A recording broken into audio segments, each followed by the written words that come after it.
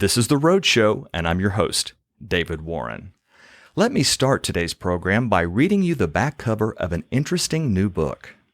It says, "Everywhere around you are distractions. That text you respond to quickly, just to get it out of the way. That newest money-making side hustle to cross your mind. The evening spent organizing your overflowing kitchen cupboards. Disruptions are the enemies of a life well lived, both the new distractions of our generation and timeless ones that have existed for centuries. They all add up to make you feel restless, tired, and unfulfilled much of the time. They're keeping you from living with joy, from accomplishing the good that only you can do. But that can change today." The name of this new book is Things That Matter, and its author is our guest for the hour. Let's welcome back Joshua Becker. I have so looked forward to this, Joshua. Well, I'm looking forward to the conversation as well. Thanks for having me on. Well, we were going to talk about this book a few months back, but you were just getting ready to go out on a nationwide speaking tour, so we delayed it until now. So how did the tour go? How was your message received? The tour was fabulous. As a writer, I spend a lot of my time behind a computer screen in an empty room. And so always to get out and meet people and get to hear some of the stories of how the book has impacted people's lives and what they appreciate most about it. It's always very encouraging to me. People would always say, "Thanks for coming." We visited 12 cities, and I always said, "Thank you for coming," because it really encourages me to keep doing what I'm doing. Well, before we talk about the message that's contained in your new book, Things That Matter, let's back up to our first interview back in 2017 when we talked about you developing a minimalist lifestyle. I think that would be a great place to start because it will launch us into the new book, but recap your story. It all began on a Memorial Day back in 2008. 2008, my kids were 5 and 2. I was living up in Vermont. Memorial Day weekend, we set out to do our spring cleaning after the long winter. I went out to clean out the garage, hoping that my 5-year-old son would enjoy the project with me, but he lasted about 30 seconds, and then he was in the backyard playing with his toys. But the garage project ended up taking me hours. Really, just one thing led to another and led to another. And so I got my 5-year-old son asking me to come play with him. I got this garage project that just keeps taking longer and longer and adding more and more frustration onto my shoulders. I struck up a conversation with my neighbor who was doing all of her yard work the entire time I was working on the garage. And I started complaining a little bit about all the time that had gone into my spring cleaning the garage. And she really changed my life with one sentence. She said, "That's why my daughter is a minimalist. She keeps telling me I don't need to own all this stuff." And I remember looking over at my driveway, which at this point was filled with all these dirty, dusty things that I'd been sorting out. And out of the corner of my eye, I saw my 5-year-old son swinging alone on the swing set where he'd been all morning long. And I suddenly realized that not only were my possessions not making me happy, which most of us would say, but I noticed that my possessions were actually taking me away from the very thing that did bring me happiness in life and meaning and purpose and significance. And it's one thing to say our possessions aren't making us happy. It's something very different the moment we realize that they might actually be distracting us from the very things that do bring us happiness. So that was the start of my journey into intentionally owning less and minimalism, and formed the basis for the book, The More of Less, and then eventually another book, The Minimalist Home. So that particular day, the stuff in your garage was what was keeping you from what mattered, and that was spending time with your son. Yes, it was the moment I got clarity on how my possessions were keeping me from things that matter. So They had been for many years, and there are other things I think in life that keep us from meaning and fulfillment. But that was the light bulb moment where I noticed it and recognized it so clearly. How long did it take you till you felt like you really had arrived at a minimalist lifestyle? Yeah, that's a good question. I don't know if I ever feel fully arrived. Life changes, seasons of life change, kids get older, and so even careers change, and where we live has changed. And so I think there's always a constant evaluation of, hey, are the things that I own helping me fulfill my purpose, or are the things that I own distracting me from my purpose? So there's constant evaluation. But the timeframes I usually give is it took us about 3 months to go through the lived-in areas of our home. Mm-hmm. I always refer to them as the living room, kitchen, bedroom, bathroom. It took us about 3 months to go through those areas. It took us 9 months if you want to add in the basement, the garage. There was a shed in the backyard. And so some of those areas just took a little more time and a little more effort than the rooms you use every day. So 3 months, 9 months, and then 3 years later, we moved from Vermont to Arizona. And when we moved to Arizona, we bought a smaller house than the home that we had in Vermont. So even got rid of a few more things along that way as well. So how did you become a leading voice in the modern simplicity movement? A lot of people are minimalized, but a lot of people aren't Joshua Becker. There's only one, but there's only one of everyone, of course. So I started a blog that very first weekend. That was a Saturday afternoon. My neighbor told me the word minimalism. On Monday afternoon, I started a blog, becomingminimalist.com, and it was just going to be a personal journal, a diary, things we were getting rid of, things we were keeping, what I was learning along the way. We were just going to share our story. And people really resonated with it.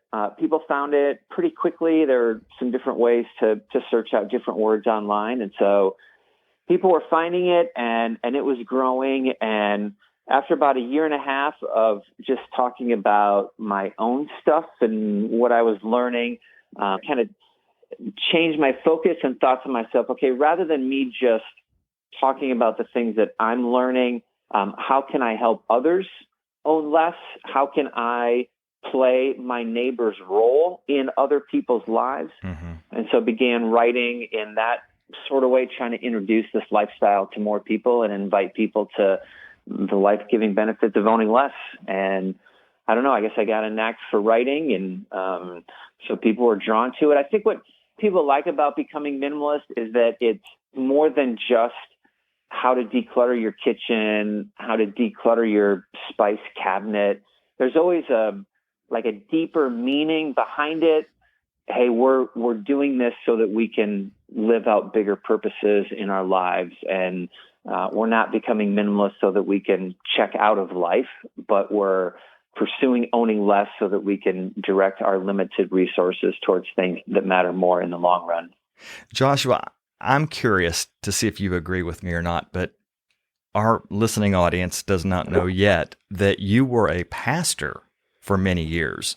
So in a way, you're pastoring a new group of people with this message. I loved pastoring. I thought I would do it for the rest of my life. A lot of people, there's a lot of people whose goal in life is to quit their job and become a writer. But that was never mine. I loved writing. I felt like I was doing what I was supposed to do. I mean, I loved pastoring. I thought I was doing what I was supposed to be doing in the world. But there reached a point where I couldn't do both well. The blog kept growing, and I was getting asked to speak a little bit more, and I was getting a lot more emails and questions from people.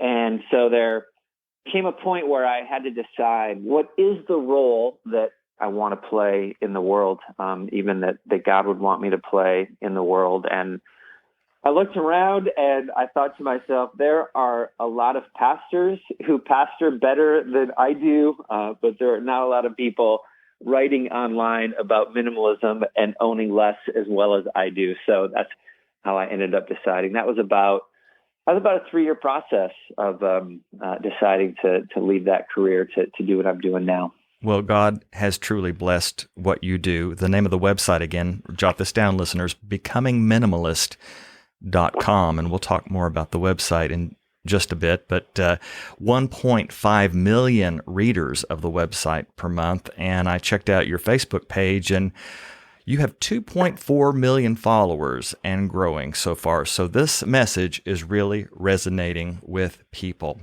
I'm David Warren speaking with Joshua Becker. When we come back, we'll dive into the new book, Things That Matter. And the way I interpret this book, it's a guidebook for those who desire to create the energy, time, and focus in order to do the things in life that matter. We'll discuss that after this.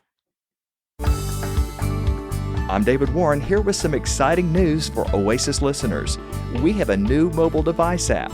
It's free, easy to download, and lets you enjoy our refreshing music and talk everywhere you go. If you have an Android cell phone, go to the Google Play Store. And if you have an iPhone or iPad, visit the Apple Store and search for Oasis Radio Network. Be an Oasis ambassador and share this news with family and friends around the world. There's food for the hungry, joy for the sad. I found an oasis of love. Oasis Network. Joshua Becker is with us again today, and I'm so excited because Joshua's last interview is in our top 5 most listened to archives of all time here at Oasis Radio Network. So the message of, well, tell us what your definition of minimalism is, because that's really your message as well, Joshua. Sure. It's either the message or you're just a really good interviewer that day, and maybe you're the reason that it was in the top 5. I'd like to believe that.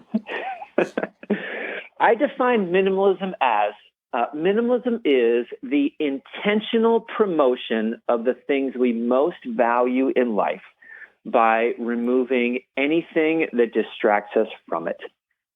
And so when most people hear the word minimalism, they think of physical possessions, which is a great way to think about it. Our possessions take time, they take money, they take energy, they take focus. And so the more we have, the more of those resources we have to dedicate towards it. And it's not just all the things that we have, it's all the things that we want to have. And so we continue to spend time and spend our lives researching things to buy, trying to make money to buy things that we want to buy, going out to buy them, returning them, taking care of them. So when most people hear the word minimalism, they think of physical possessions, which is great. That's where I started. But there are, other places in life where we can apply these same principles of, this, the way we spend our time, the habits that we have in our lives, that these things are actually not promoting my values. They're actually distracting me from them. The name of the new book is Things That Matter by today's guest, Joshua Becker. I'm David Warren, your host on the program today. And in preparation for the new book, Joshua, you conducted a nationwide survey. What was the survey and what were the results? The survey was, so when I tell people the title of the book, Things That Matter, Overcoming Distraction to Pursue a More Meaningful Life, people think to themselves, that's a book I need to read because I need to put my phone away. And there's a chapter on technology and there's a chapter on the trivial in the book. But the book actually gets into many deeper distractions than that. Distractions like the pursuit of money, the pursuit of possessions, the pursuit of leisure, even the pursuit of past mistakes and regrets. And so we wanted to do the survey, number one, to test my assumptions a little bit about, hey, is this actually a distraction for just me, or is this a distraction for other people? It also helped us put together the book pretty well. So we surveyed America, and yeah, there were some pretty fascinating statistics, or some ones that I guess aligned with what I assumed to be true. 80% of Americans think they'll be happier if they have more money. And then that translates to roughly 75% of Americans who say that their desire for money impacts their daily decisions. The most heartbreaking statistic, I always quote this one because I think heartbreaking is the word. 69% of Americans say that they cannot live the life they want because of a mistake they committed in their past. And 55% of Americans say that they cannot live the life they want because of a mistake committed against them in the past. And of course, sometimes mistake isn't the right word for the evil that might have been done to them. But man, that is a lot of potential, 70% and 55%. And that's a lot of people who say they can't live the life they want because of something that happened in their past. And so having that conversation became an important part of the book for sure. Well, that's when I think that your pastoring comes in, your background in pastoring, because 2 of the 8 major distractions to doing the things that matter are distractions of a paralyzed will, which would be the distraction of fear and the distraction of past mistakes. So that's, again, where I think your pastoring comes in. But then there are also 6 distractions of the lesser good. The distractions of technology, leisure, applause, possessions, money, and happiness. And you admit in the book, Things That Matter, that your biggest struggle is the distraction of applause. So can you tell us more about this struggle? I wonder if I would have been able to articulate this 14 years ago before finding minimalism. Probably not. Maybe even a decade and a half ago, possessions were my biggest distraction in life. I'm not sure. But I found minimalism and was really drawn to the idea of purposefully owning fewer things so that I could live a bigger life, focus on more important things. And so I was drawn to that pretty quickly. I began wrestling almost immediately with the idea of money. If I'm going to buy fewer things, what is the role that money is going to play in my life? What's the point of money if it's not to buy a lot of stuff? And so those both became chapters in the book. But not too long after that, there was a story that really solidified this in my mind. I had released a book called Clutter Free with Kids, which spent 2 weeks as the #1 parenting book on Amazon. My Facebook page that you mentioned earlier had just passed 100,000 followers, and my blog had 1 million visitors that month or something like that. Like pretty important milestones. And a week later, there were 2 guys, Joshua and Ryan, and they were featured on the homepage of Yahoo as being this voice of minimalism. And I became so jealous that they were featured rather than me. And I mean, it's not good. I'm not proud of this story, but it was a moment of, hey, I felt like I was doing what I was supposed to be doing, but these people got, and it's the same story. I mean, the same message. I should be happy for them, but I became very jealous of the accolades, the praise, the reputation that they were receiving. And I started to recognize, hey, there's a lot of things that I do in life, a lot of things that we do in life to get noticed, to seek out praise that might actually not be the most important work that we can be doing in the world. And so I always trace it a little bit back to childhood. I have a twin brother, and we have a great family, wonderful parents, stable family. They loved us all the same, but my brother was the star athlete in our high school, and I was small and scrawny. And so I always think even in childhood, he was getting, more praise. He was in the local paper more than I was. And so maybe I've spent my entire lifetime trying to cover that up. Well, there's a parallel with a search for approval. So your biggest distraction, you admitted in the book, was the distraction of applause.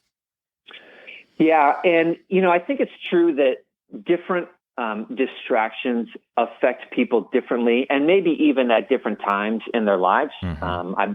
I might have said that possessions were my biggest distraction 14 years ago, but now I can really see how applause, wanting to be noticed, wanting to seek out praise, even, a little bit about my career and just trying to make a living online. And it's very easy to chase social media likes or followers. And sometimes the best way to get a following online isn't to do work that matters.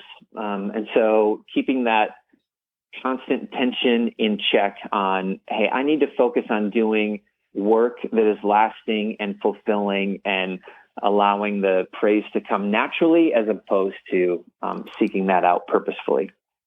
So you have to keep yourself in check on that as well as possessions. Yeah. How do you do that? How do you do that? I think the way we do that is just like any of the other distractions listed in the book, and there's practical steps to overcome different ones at different times. But for me, I think it's when I'm doing good work or when I'm living my life focused on things that matter, that becomes the reward in and of itself. The reward isn't how many people read my blog that day, but the reward is, hey, I lived today for things that actually matter. And I think that when we do that, people will notice. Mm-hmm. The mom down the street who's struggling with her teenage kids might look to you for help. I think that when we do things that matter, it gets noticed, but that becomes the reward in and of itself. I think if that makes sense. It sure does. I think of the scripture, seek ye first the kingdom of God. In other words, focus on things that matter, things of God. And then all these other things, all the 2.4 million Facebook followers will follow. But that's not what you went into this for, was to get 2.4 million Facebook followers. Hey, when your life was minimalized, I'll use that, you were then able to focus on things that really mattered to you and still matter to you, and that is creating hope for orphans. Tell us about how getting rid of the distraction of possessions and getting rid of the new distraction of applause gives you the time, the energy, the focus to do what's important to you, what matters to you. And that, again, is creating hope for orphans through what you founded called the Hope Effect. Tell us about it. Yeah, we started the Hope Effect back in 2015. The birth of the nonprofit came out of the books that I've written, The More of Less, The Minimalist Home, and Things That Matter. When I first signed the contract to write the book, The More of Less and The Minimalist Home, we had minimized our possessions. We had moved into a smaller home. And so we needed much less money to live on than we needed before. And then this book contract comes really out of nowhere.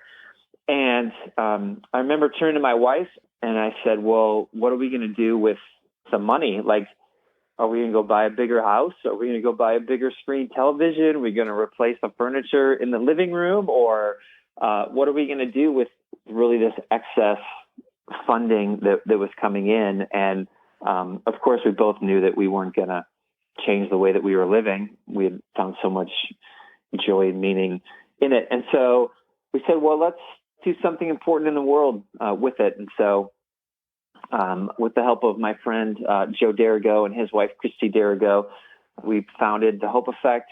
They were actually the one to share this problem with us, but we've known for decades, actually, that institutional orphanages don't work very well for children.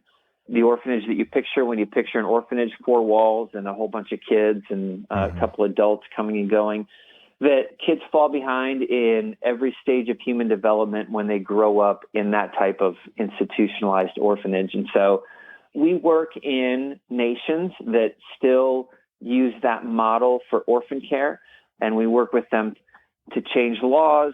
We work with other partners, and our goal is to get children out of orphanages and into families. And the reality is that only 1% of orphans ever get adopted. And so how we care for those other 99% matters quite a bit. So we work in Mexico, we work in Honduras, we're in Thailand, and moving into Cambodia this fall, always with the hope of, getting kids out of orphanages and into families. Yeah. Every child deserves a family. That's our motto. And you would not have been able to do all this had you have had that distraction of the garage continuing until today. I mean, I think that we would just have lived like most people live, right? You keep the money, you save the money, you buy the stuff. Right. And now look what you're doing. Where can people find out more information about the Hope Effect? The website is thehopeeffect.com. thehopeeffect.com. And your other website again, becomingminimalist.com. I'm David Warren, speaking once again with Joshua Becker, the author of the new book, Things That Matter. And when we come back, we're going to discuss what to do with all those emails, notifications, and pings that we all get on our smartphones. Today's guest says, resisting distractions is a battle worth fighting. We'll talk about that after this. The Road Show is a listener favorite, which airs each weekday here on the Oasis Radio Network, starting at 1 p.m. Eastern, 12 noon Central. The Road Show also has a great section on our website, oasisnetwork.org. There you'll find audio archives of select past interviews, plus guest lineup, and contact information and links to our Road Show sponsors and its hosts. So join us for the Road Show, whether on your radio or on your computer at oasisnetwork.org. Here's a little bit about today's guest, Joshua Becker. He is the best-selling author of The More of Less and The Minimalist Home, and he's the founder of Becoming Minimalist, a blog and website dedicated to inspiring others to find more life by owning less.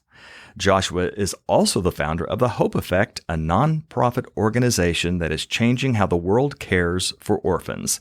Joshua and his family now live in Peoria, Arizona. And I looked that up, Joshua, and that's I guess that's a part of Phoenix, isn't it? Yes, we are the furthest northwest suburb of Phoenix. Okay, well, just down the road, I had to look this up too, where Mesa, Arizona is, you attended a conference, and that's where this book, Things That Matter, was birthed. Tell us about that experience. I attended a conference put on by a guy named Charlie Gilkey, who had just written a book called Start Finishing, and it's literally a book about finishing the projects that you start. And so he asked us at the very beginning of the workshop, he said, now I want you to apply the principles we're going to talk about to something very specific in your life. And so close your eyes and answer this one question, which is just a brilliant question, and people have really resonated with it in the book. Close your eyes and answer this question. If you were to die today, what is the one thing in your life you would most regret not finishing? And there was a mom next to me, and she shared about, I would regret not fully preparing my kids for life. There was a young woman at the table. She talked about an art project that she hadn't completed that she'd been working on. And for me, it was this book. It immediately popped into my mind. It's a book about taking the principles of minimalism and applying it to other areas other than physical possessions. And so that's where this book was birthed. I literally emailed my literary agent later that week, and I said, I think this is a book I should write. Do you think this is a book that's needed? And once we both agreed yes, then that became the start of it. The name of the new book is Things That Matter, and by the way, it's available wherever books are sold. Joshua Becker is the author, also today's guest, and he also reads the audio version on audible.com. And Joshua, I listened twice, and you're a good reader. Thank you. Thank you. Thank you very much. Appreciate it. I'm David Warren, your host today, and the subtitle of Things That Matter is Overcoming Distraction to Pursue a More Meaningful Life. In the survey we touched on earlier, 57% of the respondents said that they are somewhat or a great deal kept from fulfilling their purpose in life because of the distraction of technology. So Joshua, what's the answer? I mean, it's kind of like fire, as you mentioned in the book. I mean, fire has its purpose, but then fire can be dangerous. Same with technology. Yeah. What's the answer? Good one. For me, the answer centers on two things. There's both a theoretical thing that we need to think through when it comes to technology, and then there's a practical step that I think really helps people. Number one, theoretical. Technology can be an incredible gift to us. It allows us to stay in touch with friends. It allows us to amplify our voice. It allows us to do what we're doing today. It allows me to do what I do.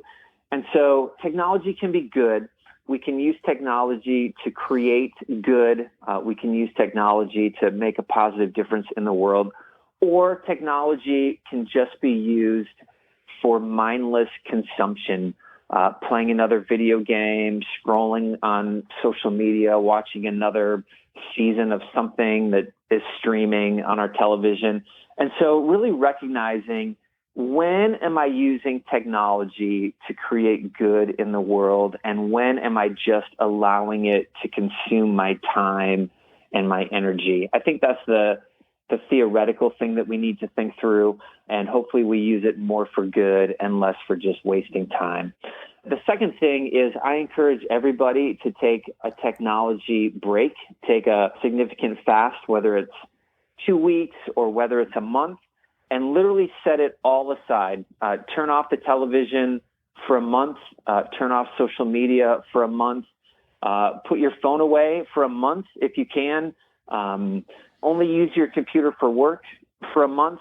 And when you take that time away to really separate yourself from it, I think that you always come back with a little more appreciation of how much of a distraction it has become. I think that we can start to see, okay, this part of my phone really was feeding my soul, but this part was just draining life from me. And I think that time away is what we need to evaluate well.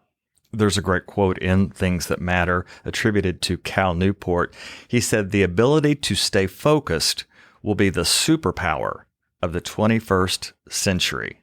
That resonated with me, Joshua. Yeah. It is true what I say in the book, that distractions are not new. I think that society probably had the exact same conversations when television was born. Now we're just wasting our evenings watching TV. We probably said the same thing when radio came out. Now we're just going to listen to the radio rather than use our brains. And so maybe even when books were first being published, I think that this idea of distraction has always been with us. But today it is so ubiquitous. Today it is all around us all of the time. Even when I was a kid, if we were going to play video games, we had to leave the living room and go to the other television in the basement to play video games. Mm-hmm. Like you had to physically move spaces to go do it. But now we're at the restaurant, we're at our work, we're at our desk. It's just always around us at a level that it's never been before. And so learning to control distractions is the step that I think that we're all as a society trying to learn and trying to figure out. Meanwhile, we've got some of the best brains in the world and largest companies in the world trying to keep us tied to their technology. So it's a battle that we need to fight.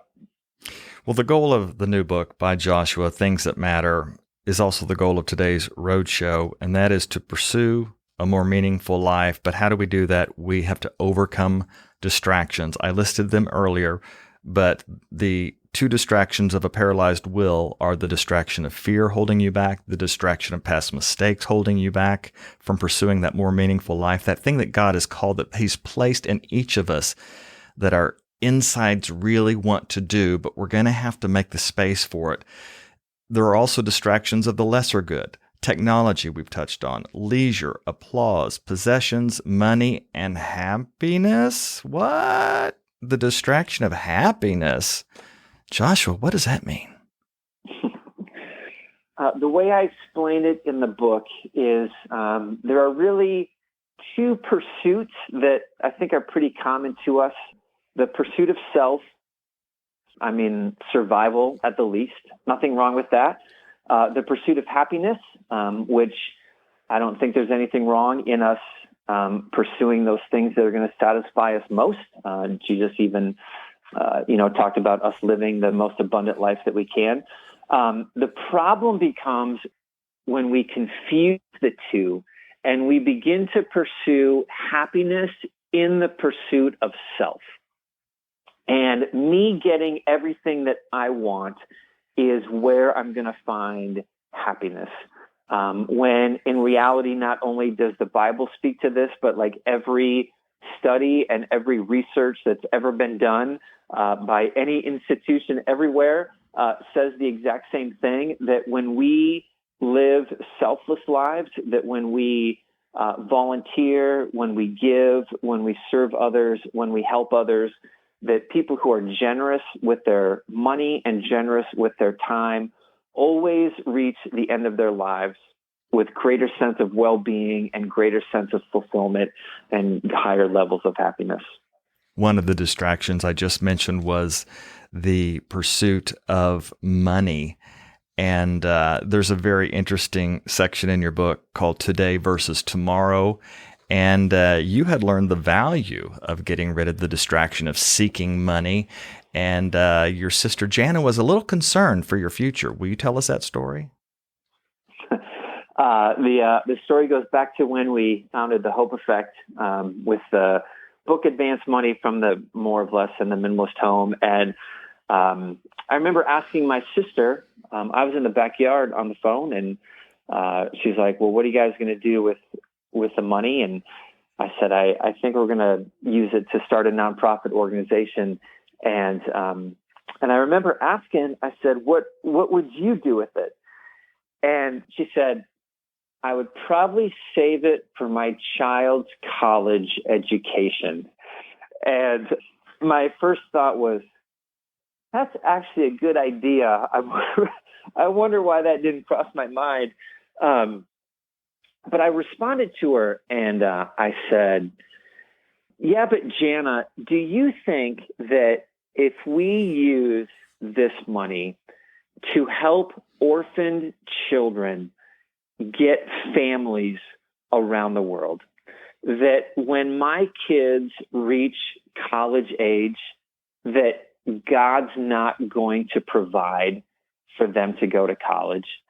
I just don't think that that is the way that God works, that if He calls me to do something, and if He calls me to give in this specific of a way, then certainly He's going to be there to provide in the future. And I'll be quick to say here that, Proverbs speaks about the wisdom of saving. And so saving is good, and we should be saving. Just as God calls us to do. We shouldn't be spending every dollar that comes our way. But I think there comes a point where we can save too much. Mm-hmm. And I'm saving my money for some potential need that might arise in the future. But I'm doing that at the expense of someone's very real need today that I can meet. And learning, I think, to find that balance better is important to us, because it can become too easy just to save money and have no end goal in mind of like, well, how much do I need to save?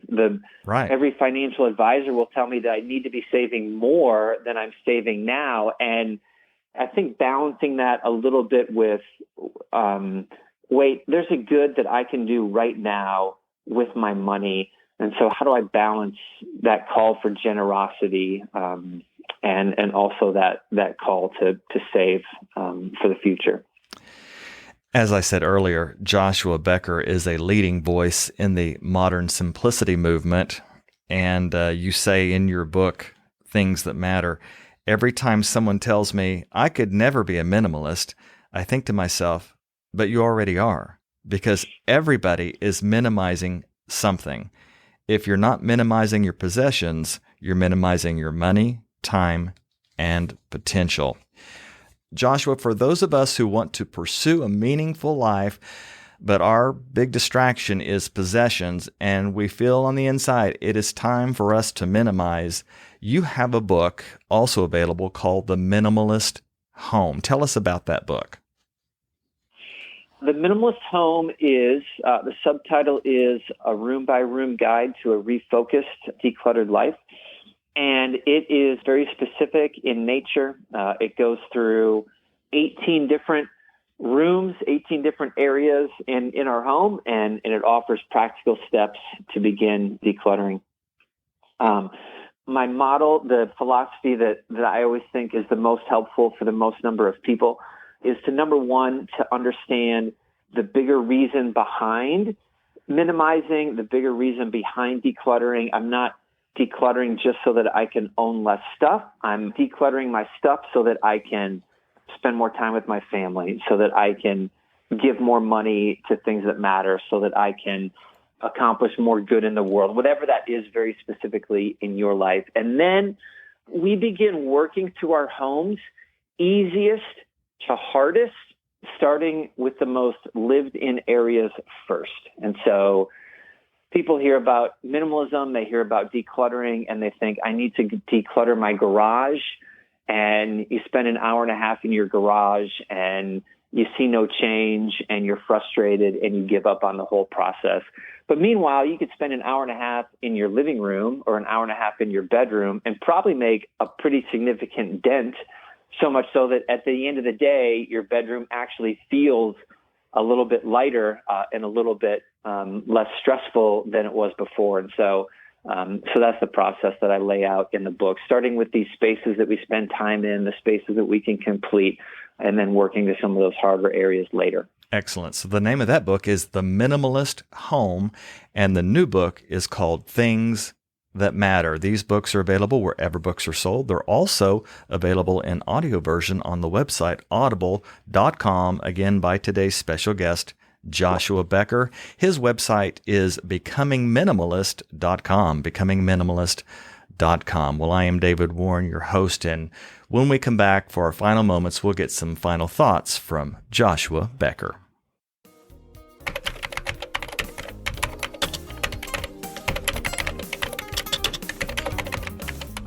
I'm David Warren, Program Director at Oasis Radio Network and one of the hosts of this podcast.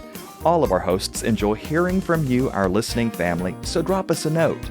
Our email address is roadshow@oasisnetwork.org.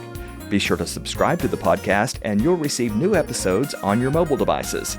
And now, back to the show. It has been such a joy to have back with us Joshua Becker. My name is David Warren, and I am a big JB fan here. I have read, of course, your first book, which we discussed the first time you were on with us, The More of Less, and then I have now read your latest book, Things That Matter, Overcoming Distraction to Pursue a More Meaningful Life. And then for those who need help with minimizing, you have the book called The Minimalist Home. All these books are available by Joshua Becker wherever books are sold, and also the audio versions on the website audible.com. And I want to mention the website for the Hope Effect, which is helping orphans around the world with this very unique way that Joshua and his friends do it. And that website is hopeeffect.com, hopeeffect.com. And Joshua, I think probably the best way to wrap today is to mention a story that you told in the new book, Things That Matter, about your first book that you and I talked about, The More of Less. And that's when you introduced your story and how others can really free up their lives by minimizing. And then again, the new book is how you can use that extra space to change the world by doing the things that really, really matter. But anyhow, back to that first book, The More of Less, when you're introducing the concept of minimizing to others, to your readers and listeners. Tell us what the cover is, first of all. What does the cover of that book look like? The cover of the book, it's an empty suitcase with a bright light coming out of it. Okay.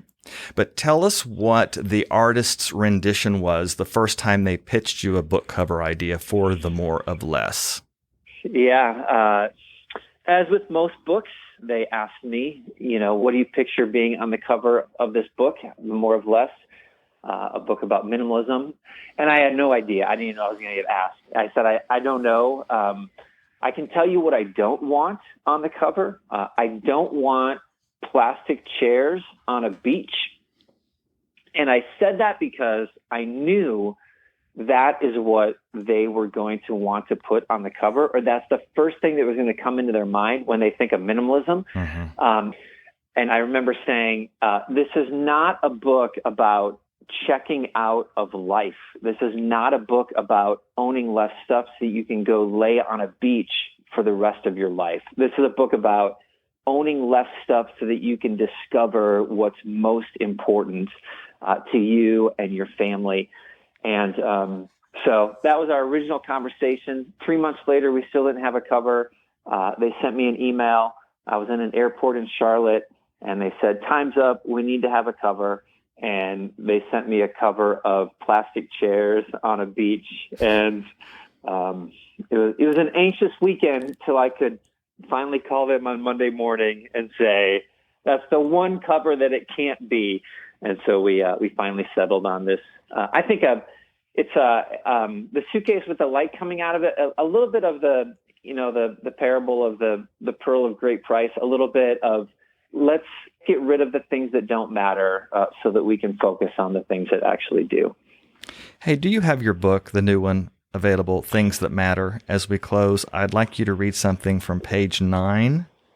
Yeah, I got a copy right here. And as you flip there, you write, with that in mind, I want to share with you a quote that has meant a great deal to me for many years now. It's from Seneca the Younger, a Roman philosopher born about the same time as Jesus of Nazareth. As we say goodbye, read us this quote. It is not that we have a short time to live, but that we waste a lot of it. Life is long enough, and a sufficiently generous amount has been given to us for the highest achievements if it were all well invested. But when life is wasted in heedless luxury and spent on no good activity, we are forced at last by death's final constraint to realize that it has passed away before we knew it was passing. So it is, we are not given a short life, but we make it short, and we are not ill-supplied, but wasteful of it. Life is long if you know how to use it. Well said. Things That Matter is the name of the new book by today's special guest, Joshua Becker. And before we actually do say goodbye, what's next for you, Joshua? That is a good question. I don't know. I'm not sure. I'm going to use the next couple months and try to figure that out. So, thanks for asking. But this book, in many ways, was a culmination of what I've been writing about minimalism, and so I'm trying to figure out what the next step is. Next thing that God would have me do in the world. Well, your assignment is to get inspired and write another book and be back on the roadshow with us very soon. I look forward to it. All right. Well, for Joshua Becker, I'm David Warren, and it's been another great roadshow. You've been listening to The Roadshow. If you'd like to write to us, here's our address. The Roadshow, P.O. Box 1924, Tulsa, Oklahoma, 74101. Our email address is roadshow@oasisnetwork.org. The views of today's guest aren't necessarily those of this station, but we do appreciate and thank our guest for spending this time with us. The Roadshow, an Oasis Network presentation.